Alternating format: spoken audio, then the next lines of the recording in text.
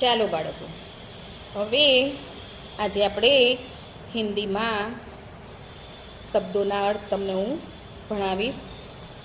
આગળના બધા વિડીયોમાં આપણે ભણી ગયા છે, બરાબર છે. આ હું તમને પુનરાવર્તન કરાવું છું. તો પરીક્ષામાં જે પૂછાય છે, શબ્દોના અર્થ છે, પ્રશ્નોના જવાબ છે, એ હું તમને આજે સમજાવું છું. ધ્યાન રાખજો. અને ચોપડીમાં જે પાઠ છે, સોપાન છે, એ તમારે વાંચવાના. એનું મેં ગુજરાતી પણ તમને શીખવાડ્યું છે, બરાબર ને? તો એ તમારે વાંચવાનું છે. હું તમને ફરી એનું પુનરાવર્તન કરાવીશ, બરાબર. હવે આજે હું તમને શીખવાડું છું શબ્દોના ગુજરાતી અર્થ. એ બરાબર ધ્યાનમાં રાખવાના છે, વાંચવાના છે, અને આનું આ જ ઘરકામ તમારે કરવાનું છે, બરાબર છે. તો હવે આપણે શબ્દોના ગુજરાતી અર્થ એ આપણે શીખીશું. સૌ પ્રથમ છે જલ. જલ એટલે પાણી. મટર. મટર એટલે વટાણા. વટાણા તમે જોયા હશે, એક શાકભાજી છે. એનું મટર વટાણાનું શાક થાય છે. આમ. આમ એટલે કેરી. કેરી ઉનાળામાં થાય છે. કાચી કેરી, પાકી કેરી એ આપણે પર્યાવરણમાં પણ ભણી ગયા, પણ હિન્દીમાં એને આમ કહેવાય છે. ધ્યાન રાખજો, પરીક્ષામાં લખેલું છે આમ, તો તમારે એનો અર્થ લખવાનો છે, તો એ તમને લખતા આવડવો જોઈએ. તો આમ એટલે કેરી. વન. વન એટલે જંગલ. બાગ. બાગ એટલે બગીચો. બગીચો તમે જોયો છે, એમાં સુંદર રંગબેરંગી ફૂલો હોય છે. એની ઉપર પતંગિયા ઉડતા હોય. બગીચામાં હિંચકો હોય, લપસણી હોય, એ ખાવાની ખૂબ જ મજા આવે. બાગમાં જઈએ ને, રવિવાર હોય ત્યારે મમ્મી આપણને લઈ જાય છે, નાસ્તો થોડો લઈ જવાનો, બરાબર. બાગમાં જે ફૂલો હોય એ ફૂલોને આપણે તોડવાના નહીં, બરાબર છે ને બેટા. ગમલા. ગમલા એટલે કુંડું. તમે જોયું હશે. તો આ કુંડામાં છે ને છોડ વવાય, બરાબર છે. તો ગમે તેનો છોડ વાવી શકાય, ફૂલોનો, શાકભાજીના, બરાબર છે. ચાવલ. ચાવલ એટલે ચોખા. ચોખાનો ભાત થાય, બરાબર. પાપડીનો લોટ એ આપણે ચોખામાંથી બને, તો ચાવલને ચોખા કહેવાય. ચરખા. ચરખા એટલે રેંટિયો. તમે જોયો છે ભાઈ, ગાંધીજી ખરા ને, એ રેંટિયાને કાંતતા હતા ભાઈ. એક હાથે પેલું ચક્કર ફેરવવાનું અને એક હાથે પેલું રૂ પકડીને એની દોરી જેવું કરવાનું. તો ચરખા એટલે રેંટિયો. ખત. ખત એટલે પત્ર. ડાક. ડાક એટલે કાગળ. બાજા. બાજા એટલે વાજુ. તમે વાજુ જોયું છે ભાઈ? એનો અવાજ કેટલો સુંદર હોય છે, ખબર છે? એવા ગાડે ત્યારે તમે ફિલ્મનું કોઈ બી ગીત આ વાજા ઉપર તમે વગાડી શકો છો. ખૂબ જ સુંદર અવાજ નીકળે છે એનાથી, અને આપણું દિલ ખુશ થઈ જાય. અને થનગન થનગન નાચીએ પણ ખરા, બરાબર ને? નાચ. નાચ એટલે નૃત્ય. આપણે જે નાચીએ ને એ નૃત્ય કહેવાય ગુજરાતીમાં, અને હિન્દીમાં નાચ. કિસાન. કિસાન એટલે ખેડૂત. ખેડૂત ખેતરમાં કામ કરે, અનાજ વાવે, બરાબર. એ અનાજ આપણને ખાવાનું મળે છે. કિતાબ. કિતાબ એટલે ચોપડી. તમે વાંચો છો ને ચોપડીમાં, લખવાનું, વાંચવાનું. ખોલી છે ને ચોપડી તમે? હિન્દીની ચોપડી તમે જોઈ છે, એને કિતાબ કહેવાય બેટા. હરી હરી. હરી હરી એટલે લીલું લીલું. ગુડિયા. ગુડિયા એટલે ઢીંગલી. હવે નાની નાની છોકરીઓ ખરીને એને ઢીંગલી બહુ ગમે, બરાબર ને? ઢીંગલીને સરસ મજાની બંગડી પહેરાવે, માળા પહેરાવે, બુટ્ટી પહેરાવે અને સરસ મજાની ચૂંદડી ઓઢાડે. બરાબર છે ને ભાઈ?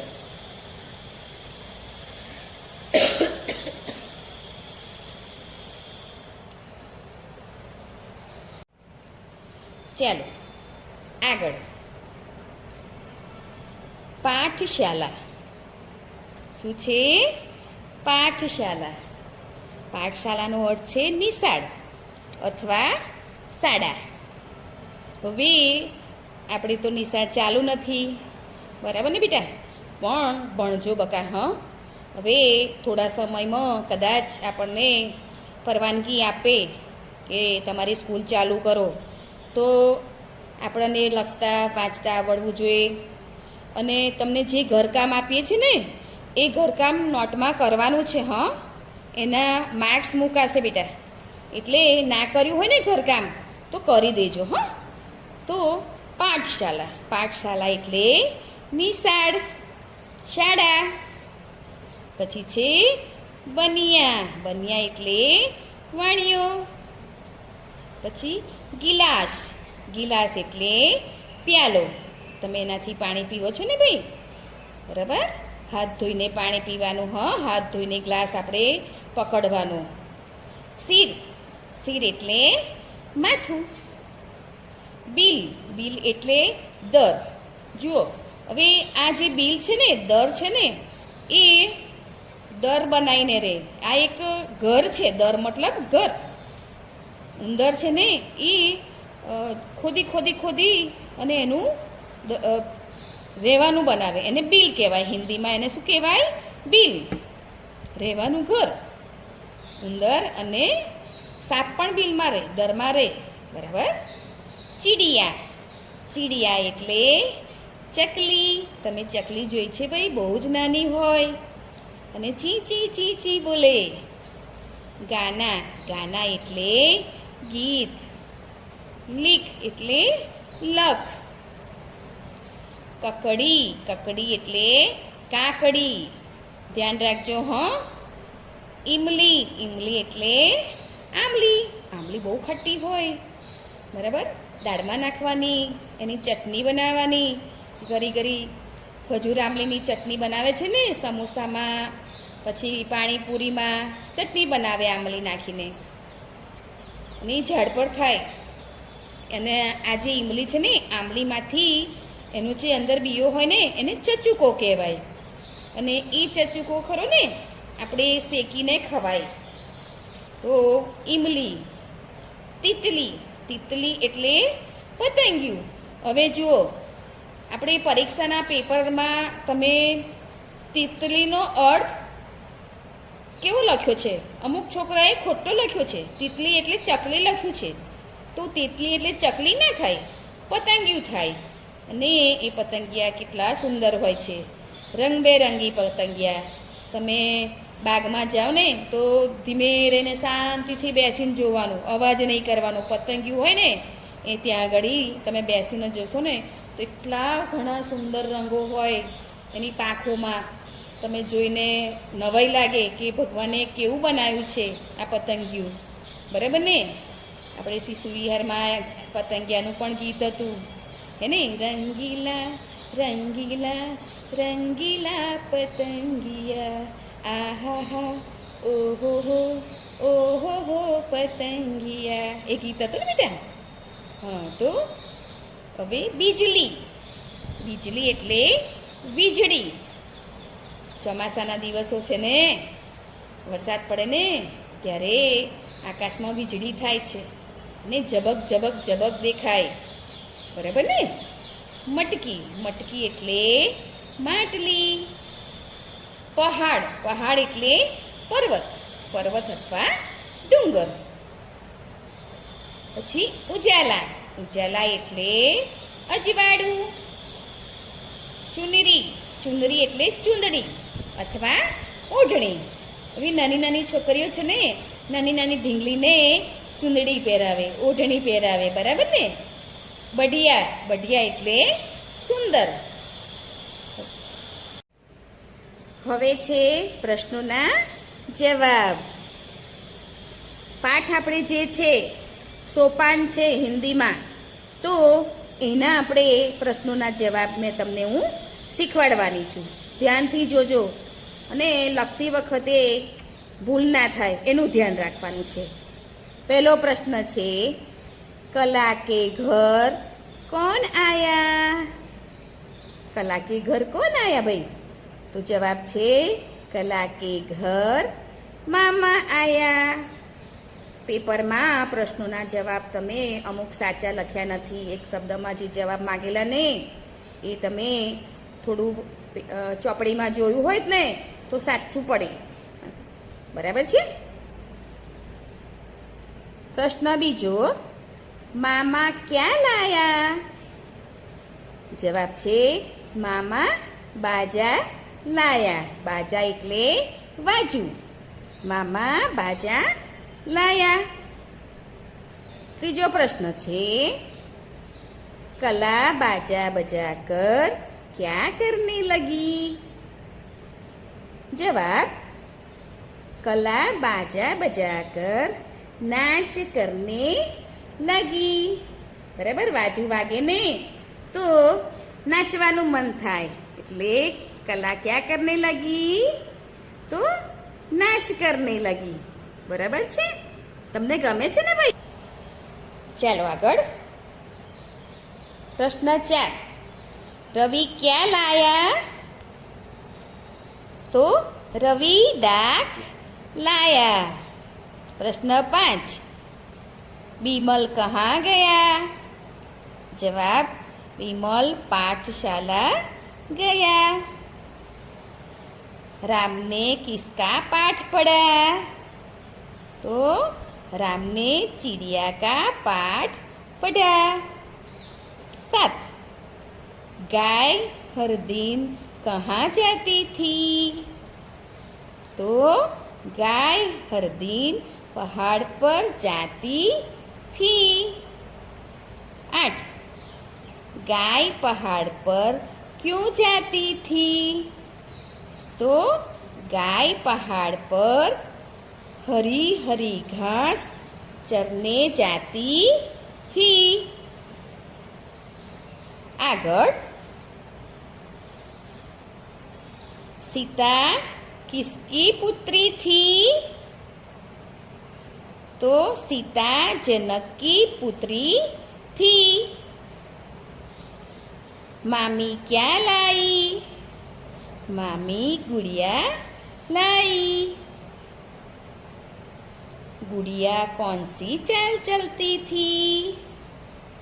तो गुड़िया कछुए की चाल चलती थी.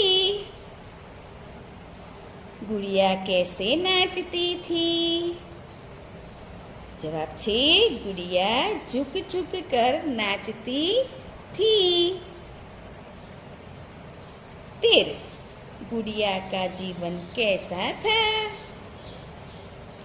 तो जवाब गुड़िया का जीवन बढ़िया था, એટલે સુંદર હતું.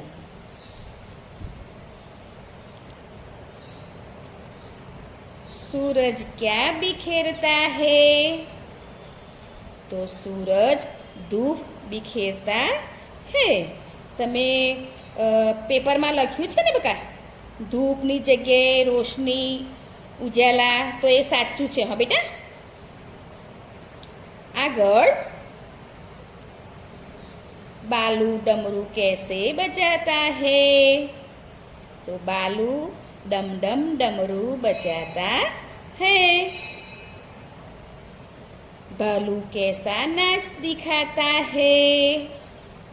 तो भालू झूम झूम कर नाच दिखाता है. गाड़ी क्या बजाती आई? तो गाड़ी सीटी बजाती आई. જો બેટા, આ મેં તમને પ્રશ્નોના જવાબની સમજ આપી. આપણે પૂરા વાક્યમાં જવાબ મેં તમને સમજ આપી છે, પૂરા વાક્યમાં કેવી રીતના લખાય અને એક વાક્યમાં પણ લખી શકાય છે. દાખલા તરીકે, રામને ચીડિયા કા પાઠ પઢા. બરાબર. પ્રશ્ન છે, રામને કિસકા પાઠ પઢા? તો એક વાક્યમાં હોય ને બેટા, તો અહીંયા આ રીતના લીટી દોરેલી હશે, તો અહીંયા લખવાનું ચીડિયા. બરાબર છે? શું લખવાનું? ચીડિયા. એક વાક્યમાં કહ્યું હોય ને તો આ રીતના લખાય, અને પૂરા વાક્યમાં લખ્યું હોય ને તો આ રીતના આખા વાક્યમાં લખાય. બરાબર છે? તમને બે રીતના સમજાયું. આખા વાક્યમાં પણ તમે લખી શકો છો, અને પ્રયત્ન કરજો બેટા આખા વાક્યમાં લખવાનો. બરાબર છે? આપણે એક વાક્યમાં પણ હોય છે, પણ તમે આગળ જતાં તમારે આખા વાક્યમાં જવાબ લખવાનો આવશે. તો ધ્યાન રાખજો અને સુંદર અક્ષરે લેખન કરજો બેટા, હને? કારણ કે પરીક્ષામાં બધું પૂછાશે. હવે જે પેપર અમે આપીએ છીએ ને એના માર્ક્સ આપણે ગણવાના છે, તો ગમે તેવા અક્ષર ના કાઢજો. કોઈ બી પેપર હોય, ધીમે રહીને સરસ હાથ પગ ધોઈ આસન પાથરી અને પછી બેસીને લખવાનું. સુંદર અક્ષર કાઢવાના, પેન્સિલની અણી બરાબર રાખવાની, રબર સારું વાપરવાનું, એટલે આપણું પેપર ગંદુ ના થાય અને આપણા માર્ક્સ સારા આવે અને બેન સારી રીતે તપાસે. બરાબર બેટા? આ તમારે ઘરકામ લખવાનું છે. મેં જે તમને આપ્યું છે ને આ તમારે ફરીથી તમારી નોટમાં ઘરકામ લખવાનું છે. અસ્તુ.